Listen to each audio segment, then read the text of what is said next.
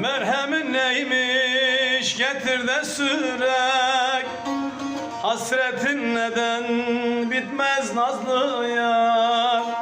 Dağa taş anlatmışım derdimi, İsyan ettim boştan boşa nazlı yar. Dağa taş anlatmışım derdimi, İsyan ettim boştan boşa nazlı yar. Gel de şu ömrümü gülistan eyle, yetmedi mi senden ayrı kaldım. Rüzgarın savurdu yanan küllerim, hiç değmez mi zalim bana yüreğin.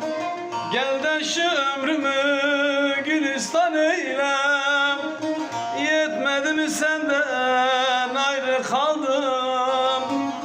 Rüzgarın savurdu yanan küllerim, hiç değmez mi zalim bana yüreğin.